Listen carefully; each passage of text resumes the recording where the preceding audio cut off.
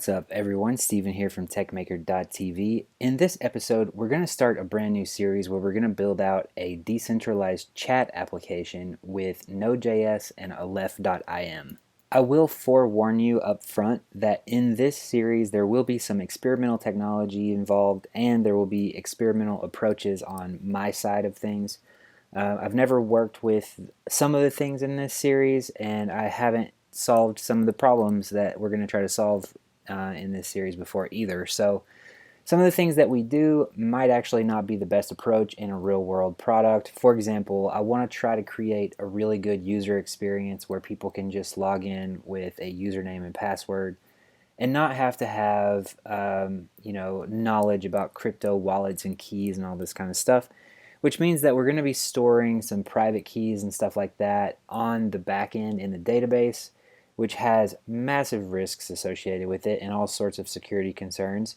And it's probably not advised in most projects. And I know some products like Coinbase will do things like that, but we're not going to go to the level of security sophistication that would be required to actually turn this into a real production app here.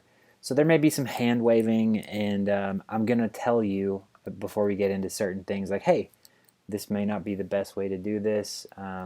Before you do this in a real project, be sure to really investigate it, consult with professionals in whatever the relevant fields are or whatever. So in any case, I'm just throwing that out there because I know we have a lot of people who are just learning to make things, and you could start putting products up, and there are dangers associated with storing people's private keys, and especially if you try to give them access to those private keys later or so on and so forth. So anyway, without further ado, let's get going. We're using Node because Aleph has a really nice JavaScript library that's already built, and we're just going to stick with that and use that on the back end. We're also going to be using MongoDB for a little bit of local data that we want to save. You'll understand what I mean by local a little bit later. But essentially in this episode what we need to do is sort of set up the base of the project, and then I'm going to build out a really simple authentication system with Passport. So with that said, let's try to keep this quick and let's just jump in. So I'm going to, inside of my VS Code here, I'm just going to show my terminal here instead of bouncing around back and forth. As you can see, I'm inside of an empty directory called chat. And the first thing I'm going to do is just npm init and then give it a flag of -y to answer yes to everything. And now you'll see we have a package.json here with nothing in it. So I'm going to start by just kind of setting up some basics. So I'm going to say npm install express and nodemon. Okay, so once that finishes, well, first of all, let me actually go ahead and I'm going to minimize this. And I'm just going to kind of reshape my window so that it's kind of like not right at the bottom of the screen or at the edges. I think it might be a little easier to see like that. Tell me if I need to adjust that in the future, but anyway, that should be okay for now.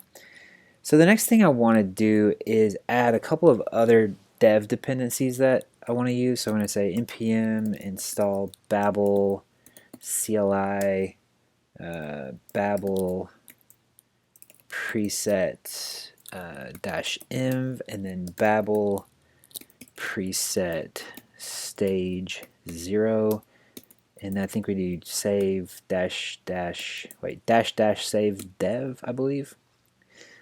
Alright, I misspelled babel there. Okay, let me try that one more time. Not babel. So once that finishes, you should have these dev dependencies here. You should have nodemon and express there. Now, I'm not actively doing a ton of Node development. I'm more into Rails, as most of you know.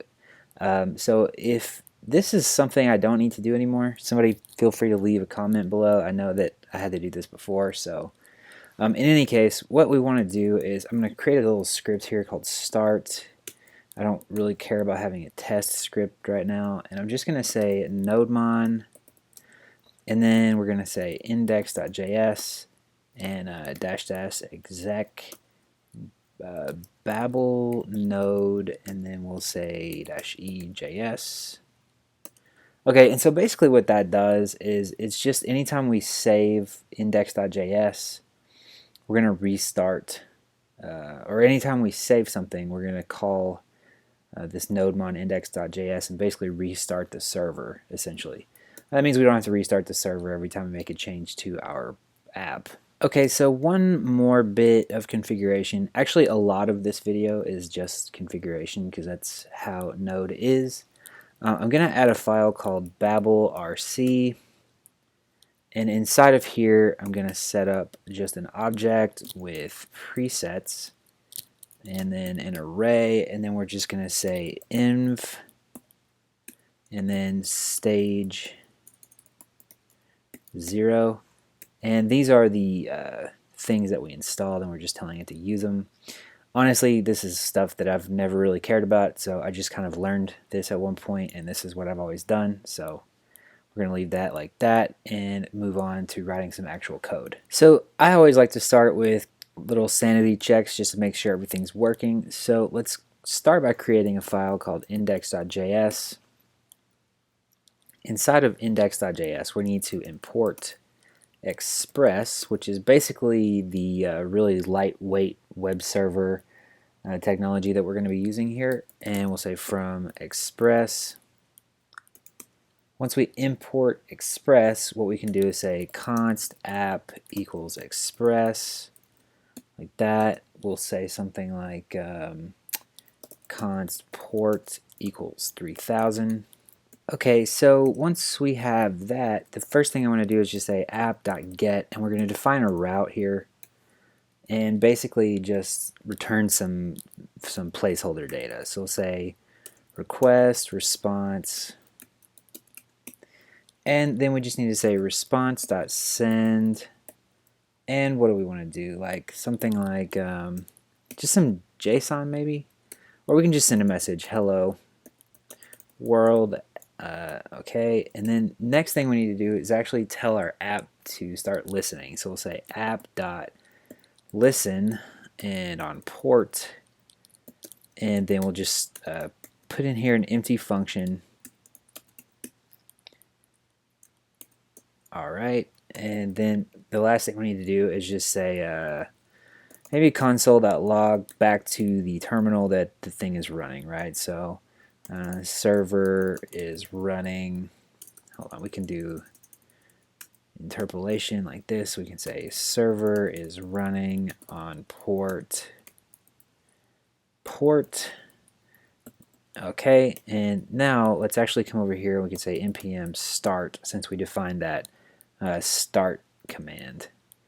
Okay, so now we're saying server is running on port 3000. And if I switch over to Chrome and I just go to localhost 3000, we get our hello world message back. So we're not going to get too deep into like application code here, but I want to set up a couple of things just to kind of like make sure our authentication model is working the way that we want. So I'm going to set up another route up here, and this may not even exist later, but for now I just want to have something to kind of start getting our heads around how we're going to have this set up. So I'm going to have a route get users/id like this, and then we'll say request response, and then we'll do something like in the future we'll look up the user.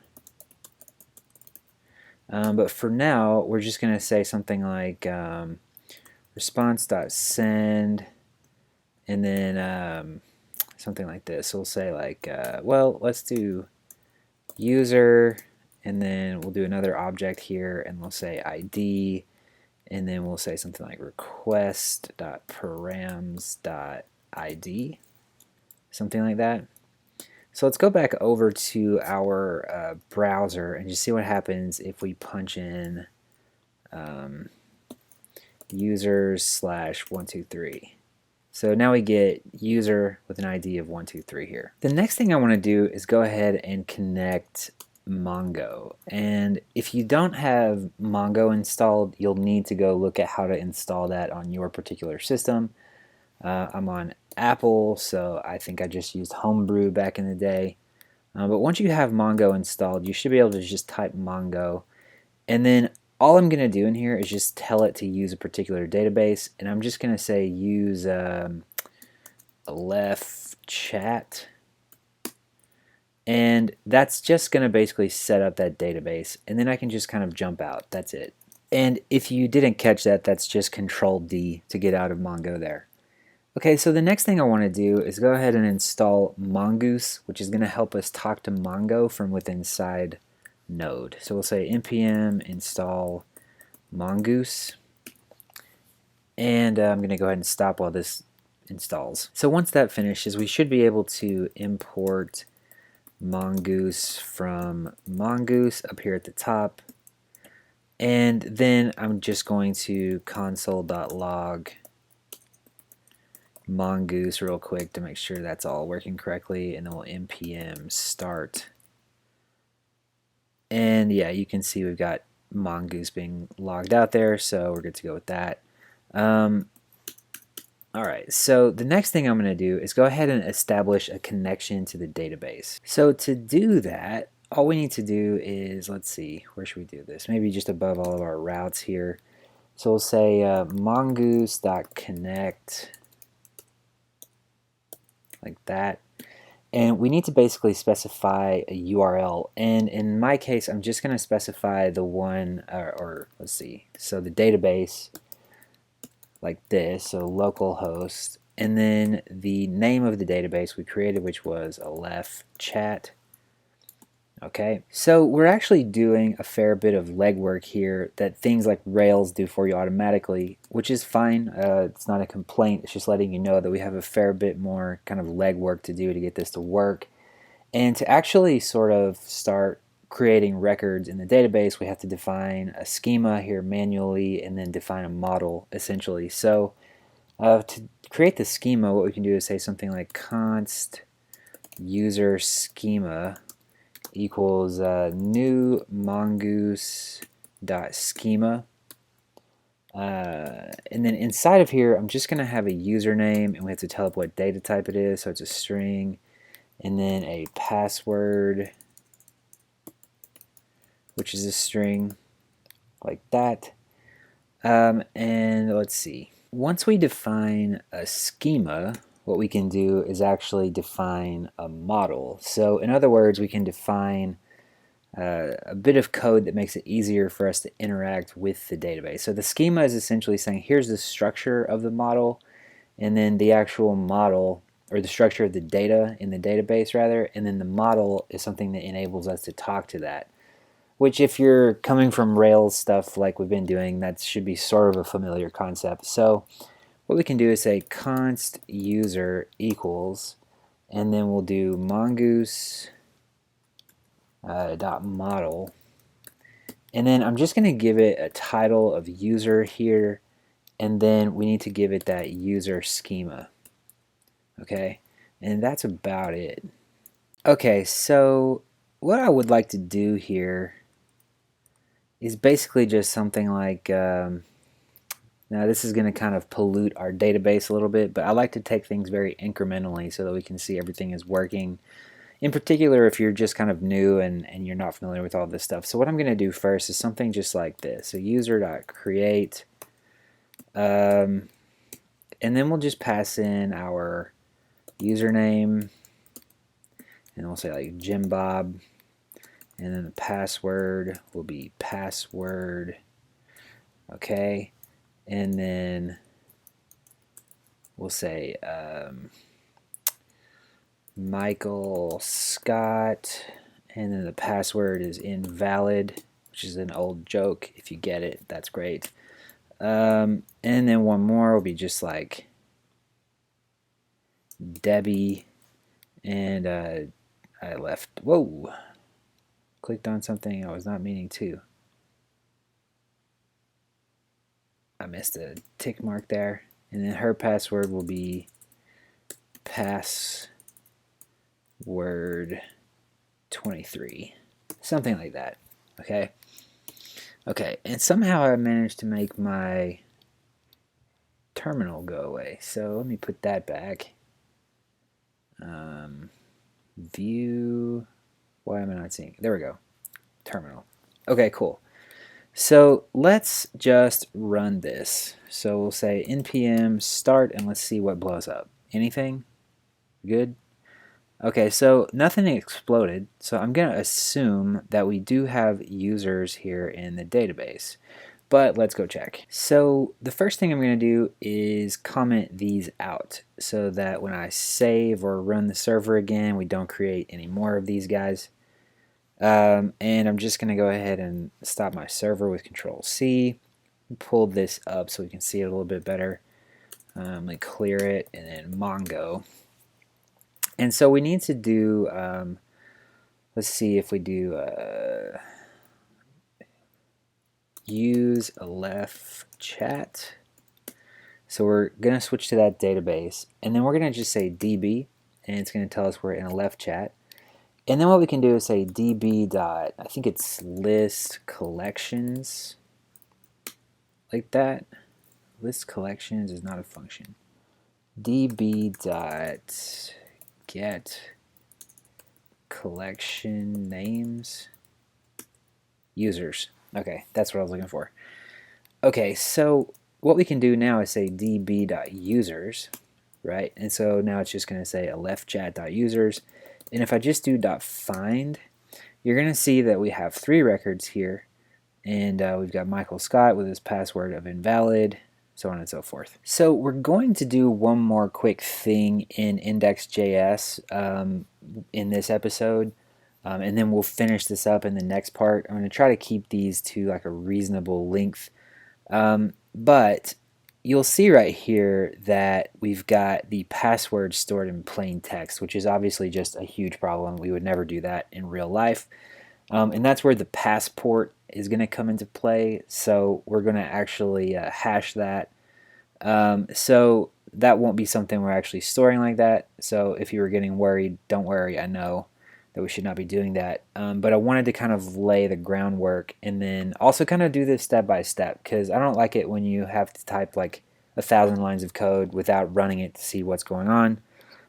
So this is kind of my way of just building up to the punchline, which is eventually having authentication in place. So that being said, let's go back and let's start up our server. And I want to essentially just set up this to now return back to us a user. And actually, I think I want to use username here instead of ID, and then that'll become username. And so let's go ahead and build this out to have a little query here, return it back to us, and then we'll wrap this episode up. And then in the next episode, I know it's kind of cutting in the middle, but I'm kind of out of time for today. So I'm going to wrap this up, and then tomorrow we'll finish up the authentication here. So let's build this out and make a little query. So basically, what I want to do is I've got my user defined here. And when I get username, what I want to do is something along this line. I want to say user.find, and you see this is cool. I'm not used to this, but this is cool with Node. It's doing a lot of pre-population. So we're going to do find one, and then we'll just pass in the username, and that's going to be request.params.username, right? Which makes sense. And then once we run that, we need to give this a callback here. So the first option is an error, and the second option is going to be the actual object that's going to get returned back to us. So we're going to say something like if error, and then do something else, and I guess we'll just send the user, right? So send user, and then maybe like we can do something like alright, I did something wrong that it does not like. NodeMon app crashed. I need some arrows here. Okay, and then maybe we'll do like res.send, and we'll do like error, error. Now I don't know in what situation there will be an error just yet, but let's go try that out. So if we go back over, well, there would be an error if there's no user by that name, I guess. So that's an obvious one. So if I actually just refresh here, user null, so there's no error, it's just there's a null thing. So if we go back and we look, we type in Jimbob, so now you can see we have the user ID coming across, username, password, and we're just printing out the password to the screen, which is terrible. So tomorrow in part 2, I will just go ahead and hook up Passport, and we'll resolve all of this with the plain text here. And basically what I'm going to do is I'm going to set this up so that if we want to look at a user, it's going to require us to be logged in. And then obviously we don't want to just have the password in plain text. That doesn't make any sense. So yeah, we'll get that going tomorrow, and then we'll actually set up a little bit of a front end with a login screen and that sort of stuff. And that should set us up to start actually building the real application. I don't want to spend too much time on all of this. And you know, it's kind of just for, you know, demo for this series, so we're not going to build out like anything crazy here, but we'll get a basic authentication system set up. And anyway, I hope you enjoyed this episode. If you did, please give it a thumbs up, and I'll talk to you in the next one.